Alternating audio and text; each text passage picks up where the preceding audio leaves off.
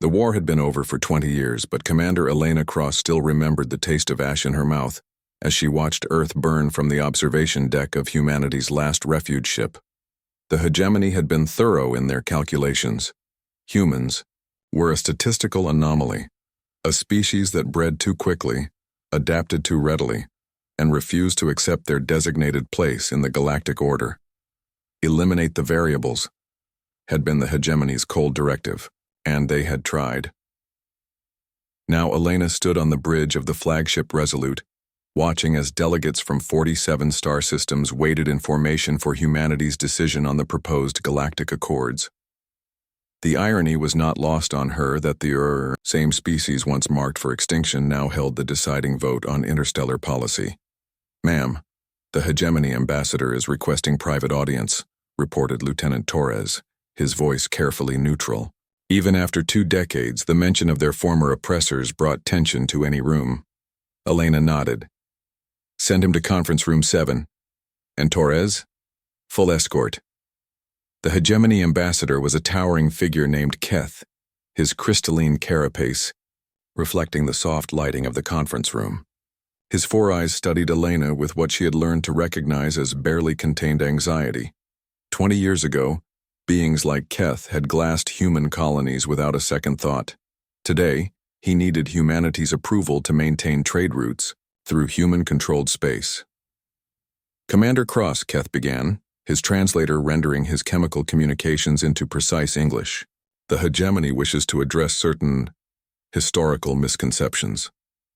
Elena remained seated, letting the silence stretch. It was a technique she had learned from watching her grandfather negotiate with stubborn contractors back on Earth, before Earth became a memory wrapped in radioactive glass. "You attempted genocide," she said simply. "That's not a misconception. That's documented fact." Keth's carapace shifted through several color phases: embarrassment, fear, calculation.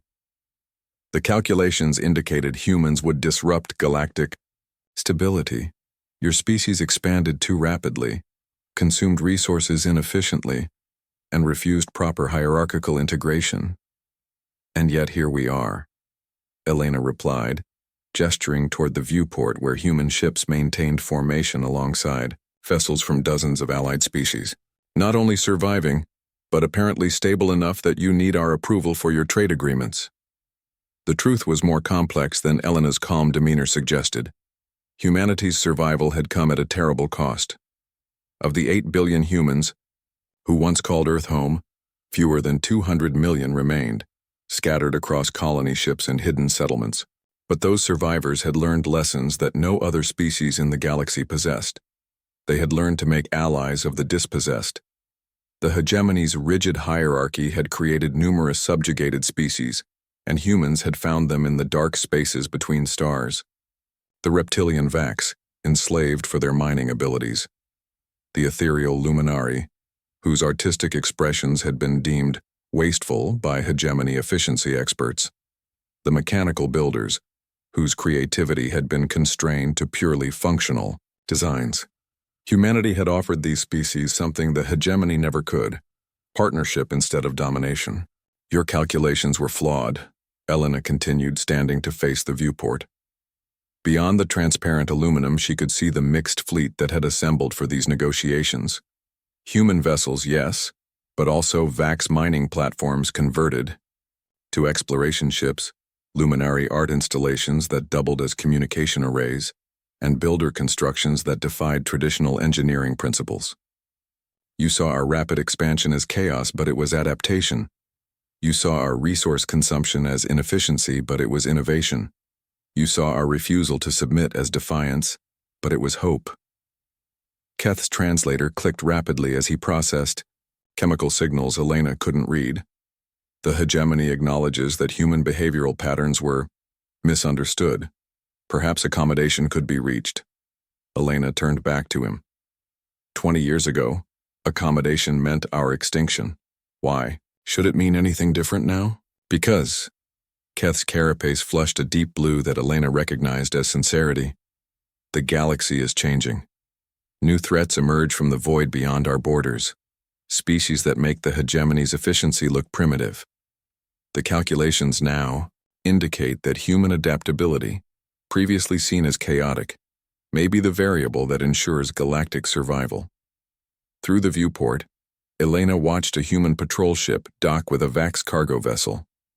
The two crews would share meals, exchange technical innovations, and probably engage in the kind of cultural mixing that the hegemony had spent millennia trying to prevent. It was messy, inefficient, and absolutely unstoppable. "The Accords will pass," Elena said finally. "But not because we forgive you and not because we've forgotten what you tried to do to us. They'll pass because we've learned something you never could." "Which is?" Elena smiled, and there was steel beneath the expression. "That diversity isn't a problem to be solved. It's a strength to be embraced. You tried to erase us because we were different. Now we lead the way because we stayed different." She moved toward the door, then paused. "Oh, and Keth. The next time someone runs calculations on whether a species deserves to exist, you might want to consider that the universe has a sense of irony. Sometimes the species you try to erase ends up deciding your fate." As the door closed behind her, Elena could hear the rapid chemical exchanges that indicated deep hegemony distress. Outside, the mixed fleet waited for humanity's decision on the future of galactic civilization. Elena had already made her choice. They would lead, not because they sought power, but because someone had to show the galaxy that there was a better way than the cold efficiency of hierarchical dominance. They had sought to erase humanity.